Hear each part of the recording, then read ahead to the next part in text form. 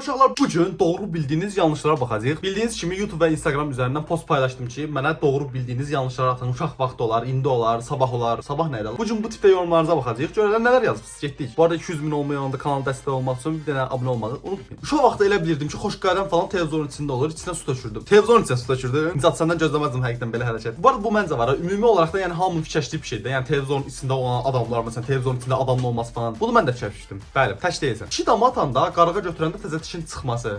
Bu şey değildi. Bu balışın altında diş koyurdun, sonra gətirib qızıl koyurdu ya. Yalan, elə bir dənə yalan var idi. O elə değildi. Bunu birinci dəfə eşidirəm. Valla qarağa götürüb sən yerində diş niyə qoysundan ha? Dərslərin asant olacağı. Sənin üçün çox da asan olmayıb dərslər. O asant sözün tığına yazılsan sadəcə. Elə bilirdim bütün müəllimlər villası və xidmətçilər var. Sən bir şey söz deyən, mən də elə bilirdim ki, müəllimlər sadəcə məktəbdə qalırlar, məktəbdən çox çıxmırlar, yemirlər, içmirlər, çimirlər, yaşamırlar. Elə olduğunu şaşırdım. Bu niyə cart-cart edirsən ha? Pos bütün müəllimlər villası, xidmətçiləri. Belə olsaydı mən də müəllim olardım sən. Mən əvvəl həqiqətən də uşaqların leyləklərin gətirdiyinə inanmışdım, amma elə deyilmiş. Sonra bir uşaq gəldi və sənə cicəklər başı saldı ya. Bu həqiqətən bu uşaqların leyləklərin gətirdiyi temasın, fikrini bizim beynimizə kim yeridi? Həqiqətən mənim maraqlıdır da. Yəni şu vaxtda elə bilirdim ki, çay palçıqdan hazırlanır. Niyə? Yəni çay niyə palçıqdan hazırlansın? Allah bu nə məntiqdir ki? Rəngi falan oxşarsa deyəcəm də, palçıq bozdur da, bozdur. Başa sən qara boz bir şeydir də. Ancaq çay bilmirəm. Bu fikir sən beynimə haradan gəlir, çox maraqlıdır. Azan veriləndə elə bilirdim Allah danışır, Allah sən bağışla. Bunu mən də elə fikirləşirdim bu arada. Azanın Allahı oxudum falan, elə fikirləşirdim. Yəni uşaqlıqda elə fikirləşirdim. Tövbə estağfurullah, indi elə şeylər fikirləşməyəm. Bəlkə ehtimal çox insan bunu belə fikirləşmişdir. YouTube'a ilk videomuzu atanda pul gəlir zənn edirdim. Bunu əmin ol ki, hə, çox adam zənn eləyir və sən öl deyəndə, yəni YouTuber'dan belə o qədər zəncir, o qədər varlı insanlar olduqlarını görəndə, hə, adam elə bilir ki, yəni YouTuber olanlar ya da kanala video atan kimi varlı olduğumu falan fikirləşirlər. Mən Boyka'yı uşaqkən həqiqətən də boksçu sanırdım. Məgərsəm aktyor imiş. Boyka aktyor imiş ala. Mən bunu indi öyrəndim. Sən öl deyirəm. Yəni Boyka niyə boksçu deyilmiş ala? Sən öl deyirəm, indi bildim də mən bunu. Mən də hər də onun boksçu olaraq zənn edirdim bu yoruma qədər. Uşaqlıqda elə bilirdim müəllimlər ancaq məşqdə. Bu bayaq dediyim şeydir bu arada. Görsən rast gəldi. Deməli təşvişləşən mən belə deyilmiş. Uşaqların öpüşmədən əmələ gəlməsi.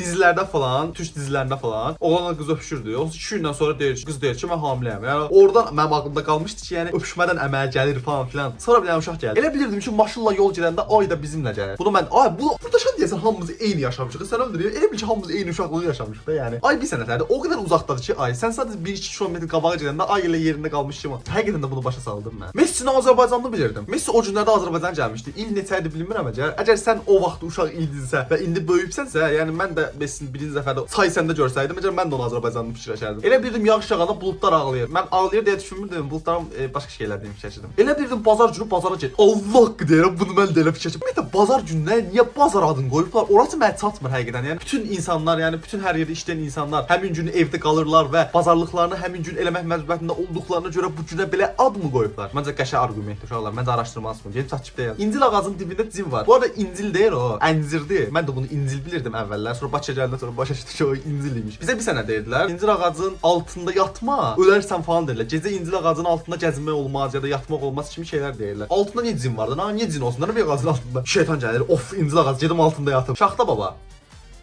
Şaxta baba. Qaqa elə bilirdim bankomatın dalında adam var, bizə pul verir. Ay zibil, durub onun arxasında. Sən 5 manat pul verirsən. Ay zibil, gələr də 5 manat. Çox maraqlı fikirmiş ha bu. O vaxtlar heç bankomat falan görməmişdim deyə mənim ağlımda belə fikirlər olmamışdı. Uşaqlıqda atam harasa gedəcəyini deyəndə ora dəyib gəlirəm sözünün başını çırpıb gələcəm. Çox məntiqlidir bu arada. Dəyib gəlmək nədir? Ümumiyyətlə bu sözü ümumiyyətlə kim çıxardı da birinci? Nə qədər ümumiyyətli dedim valla. Dəymək bilirsən nədir? Məsələn, bura elə bir şey adamın gedəcəyi yerdir. Gedir, qayıdır, dəyir də, başı çox tez qayıdır da o mənalıdır ki, dəyib gələcəm. Şurada bilmirdiniz də baş saldım, öyrənmiş oldum. Hər yaşı böyük olanın ağıllı olması. İnarsan, bəzi yaşlı çoxlar hələ də bunu belə fikirləşirlər. Filmlərdə ölən insanların həqiqətən də realda öldüyünü sanıb ağlayırdım. Yəni mən ağlamırdım, ancaq həqiqətən də filmdə öldüklərini sanırdım. Ağlamırdım. Niyə ağlayım? Valla filmdəki adamdır da, mən nəyimə lazımdır? Bir də ki bu mahnı şeylər, klipləri olur deyə. Mahnı kliplərində məsələn bir səhnədən başqa səhnəyə gedəndə paltarları falan dəyişir deyə. Mən fikirləşirdim ki, görürsən bu adam 2 saniyə necə paltarını dəyişdi. Üstündə var yumruq, çıxartdı belə risk dəyişdi falan. Mən o düşüncə məndə var idi. Belə baş saldım da. Elə bilirdim soğan sarımsağın bacısıdır. Niyə bacısı? Niyə bacısı? Bibi, xala, ana, ata yox da niyə bacı da? Yəni hökmən niyə bacı? Orası satmadı mən. Elə bilirdim evlənəndə oğlana üzük taxanda qız ana olur.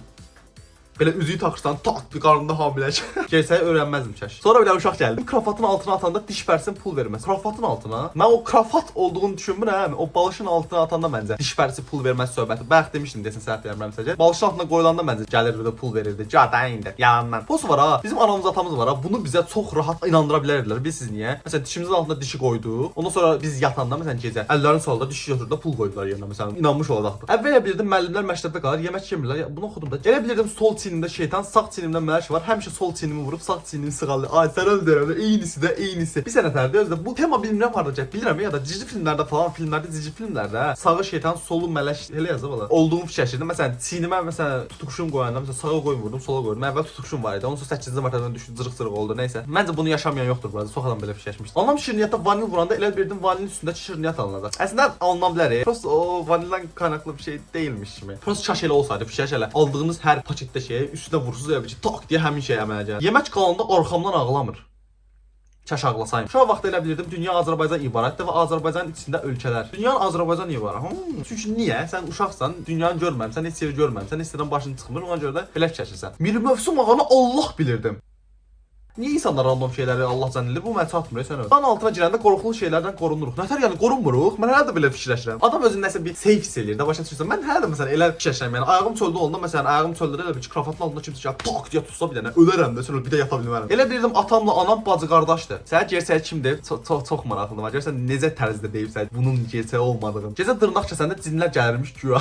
Mən bunu bilsən necə demişdilər? Gecə qayçı açma ya da bıçaq götürmə gözvə girər falan elə şeylər deyirlər mənə. İndi keçirik YouTube-da yazdıqlarınıza görə. YouTube'da nələr yazmışsınız? Şu an vaxtda incirin içində olan dənəcikləri qurd bilib qorxumdan və iyrəndiyimdən yemirdim. Dostum, vədən əvvəl vergül qoyulmur və cümlənin içində xüsusi isim olmadığı müddətcə böyük hərflə başlanılmır. Azərbaycan müəlliminə döndüm və durduq yerdə. Hər nəysə, niyə hər şey incildən gedirik bu arada? İki dənə meyvə ad keçib, o da incil oldu ikisi də. Meyvənin içində qurd bil. Bu arada onu mən də elə fikirləşdim bu arada. Qurd bilmirdim də nəsə bir qəribə bir yumurta kimi bir şey fikirləşdim. Elə bildim ki, böcəklər zətdə girir onun içinə, yumurtasını qoyur sonra çıxır gedir. Əslində bu çox da yalan bir məlumat deyil. Çünki bəzi arılar var ki, o incilin o deşiyi var. Onun içinə girib orada nəsə bir şey ilə çıxırlar. Nə elədilər haqqında çox da bir məlumatım yox. Əvvəl bilirdim anam mənim düşündüklərimi eşidir. Ay belə şey olur, belə yaşayış olar. Sən yəni anavın yanında bulunmamalısan da, yəni rahat ola bilməsən, yaşaya bilməsən, beynindən belə bir şey fikirləşə bilməsən. Biz də ki bir sənə tərdir. Yəni başqa şey fikirləşməmək istəyən adam daha çox fikirləşir axı. Bir şey onda lap altın qoyarsan da. Prob eləyə bilərdin də. Məsələn bir iki dənə şey fikirləşərdin, ondan soruşardın ki, mən nə fikirləşirəm. Uşaq vaxt elə bilirdim ki, evi iynə sapla tikiblər. Abi evi niyə iynə sapla tiksinlər? Sən parça görürsən, gör evdə. Ev betonda la. İynə sapla necə tiksinlər evi? Televizorda reklam olanda elə bilirdim ki, aktyorlar dincəlməyə gedir. A temaymış hələ. Bu mənim dediyim məntiqdir bu arada. Məsələn, keçidlər olanda məsələn paltarların zətləri necə dəyişirlər məntiqidir. Əslində baxanda verilişdə falan əslində bu sən qurduğun məntiq düzdür. Məsələn, LG məsələn reklam oldu, canlı yayında da gedir dincəlməyə. Amma əvvəlcədən çəkilmiş məsələn film falan üçün bu dediyin düzgündür. Çünki bizim əvvəl elə bir məntiqimiz yoxdur ki, əvvəlcədən çəkib qoya bilərlər. Biz elə bilirdik ki, elə orada nə yaşanırsa, hal-hazırda orada yaşanır. Ona görə belə fikirləşirdik. Şu vaxt elə bilirdim, soyadı eyni olan hər kəs qohumdur. Ay, sən öl deyirəm, bunu mən də elə fikirləşirdim. Elə bil ki, mənim ilk oxuduğum məktəbdə soyadı Əzizov idi. Mən elə bilirdim bizim qohumumuzdur. Evdə falan gəldim soruşdum, onsa dedilər ki, yox, bizdən dəxlisi yox. Elə bilirdim biz də yumurtadan çıxmışıq. Kaş yumurtadan çıxardıq dostum. Əvvəl elə bilirdim ki, qız qalsın sadəcə qızlar girə bilər. Çox məntiqlidir. Hə, o vaxtlar qız qalsın nə olduğunu bilmirdim bu arada. Lisən məktəbdə mən də belə fikirləşirdim. Prosta çox məntiqlidir. Yəni adına qız qalası qoyublar ha. Qız qalası demək olar ki, qızlar girməlidir. Çox məntiqlidir məncə. Uşaq vaxtı bir qonşumuzun çox kök olduğunu görüb o əmin niyə belə böyük deyə sual vermişdim. Anam demişdi ki, uşaq yeyir ona. Anaya bax hələ. Fikir uşaqsan hə. Sual versən ki, orada şdan yeköşdür. Ana sən deyir ki, uşaq yer deyə o boyladı. Mən də inanmışdım ki, kişini hər görəndə qaçırdım. Məncə qaçmalı olduğun insan anamdır, sən öldürəndə, yəni sən travma yaşadın, bildiyim. Ana atamın qardaşımın mağazadan aldığını fikirləşirdim. Hətta gələndə üzərində niyə salafan yox deyə ağlamışdım. Niyə ağlayırsan lan? Ay, siz ağlama bəhanə axtarırsınız. Mən də kərəmlikdən tapar, heç cür ağlayıram. Balaca olanda elə bilirdim ki, toyuq ətinin qanadını yesəm uta bilərəm. Toyuq ətinin qanadını mükəmməl cümlədir, mükəmməl cümlə. Sənin quracağın cümlə. Şu vaxt yağış yağanda elə bilirdim buludlar qaçıb tərləyib. Mən deyəni heç kəs deməyib bu arada. Mən başqa şey demişdim bu arada. Bir tərləməyi dedilər. Birinci nə demişdim? Yadımdan çıxdı ya. Hər şey ola bilər. O buludlar Allah bilir nə haqqa verirlər. Yuxarıdakı sular tökülür aşağı. Şu an vaxtı bağçaya getməmək üçün gecə yatağımda yatmırdım. Elə bilirdim ki, gözlərimi yummasam heç vaxt səhər olmayacaq. Kaş belə olsaydı dostum. Kaş belə olsaydı. Ay siz bağçaya da gedirsiniz. Siz necə bir varlı bir ailədə yaşayırsınız? Bağça nədir ola? Mən 7-ci sinifdə ilk dəfə 1-ci sinifə getmişəm. Heç bağça zət nədir bilmirdim. Qeybət sevənlərin tarix müəllimi olduğunu sanırdım. Ölənlərin arxasında danışırdılar deyə. Məntiqli bir arqumentlə sizə baxın. Tarix sevən və ya tarix müəllimi olub da qeybət sevməyən varsa yazsın yorumlara ya da sevən varsa yazsın. Şu an vaxtı rəqəmləri cinsiyyətə ayırırdım. Məsələn, 1 oğlan, 2 qız, 3 oğlan. Tək cüt rəqəm teması var idi. Yəni sən desən onu səhv başa düşüb. Sən də cinsiyyətçilik edirsən rəqəmlər üzərindən. Bilirəm televizordaşlar bizi görür, eşidir. İndi yəni o əlindəki telefonun kamerasından Allah bilsə kimlər izləyirdi. Yəni qarpızın kilosunun yox, birinin qiymətinin 50 qəpik olduğunu düşünürdüm. Mən də elə düşünürdüm. Bəli, mən də elə düşünürdüm. Hətta onun kilosunun o qədər olduğunu və bir dənə qarpızın bəzən 3, 4, 5 manata qədər gəlib çıxdığını öyrəndikdən sonra həqiqətən bir şok keçmişdim də yəni. Boğazımda ət var deyə ət yemirdim. Deyirdim ki, ət var da onsuz da boğazımda niyə ət yeyirəm ki? Hələ də boğazımda amma niyə də ət yemirəm? Boğazımda ət var. Nə temadır o? Nəsə bir xəstəlik də yəqin ki, boğazında ət var. Yəni uşaq məntiq üçün əslində yaxşı bir arqumentdir. Boğazında ət varsa niyə yesən? Qardaşım, adama deyirlər ki, varsa niyə yemisən bə? Boğazındakı ət ye də onda. Uşaq vaxtı xalçanın üstündəki işarələri elə bilirdim ki, Ay, xalçanın üstündəki işarələri niyə belə zənn edirsən lan? Ay, niyə də niyə? Səbəbi nədir qardaş? Çox məntiqsizdir. O birislər yenə bir yerdən məntiq yürütmək olurdu. Xalçanın üstündəki işarə nə təxlisi var lan? Hə? Narın içində ağ dənə olur. Hər narın içində bir iki dənə. Ona bizimkilər peyğəmbər giləsi deyirdilər. Mən də ona görə yemirdim. Deyirdim peyğəmbər gəlib yeyəcək yəqin. Sizinkilər yəni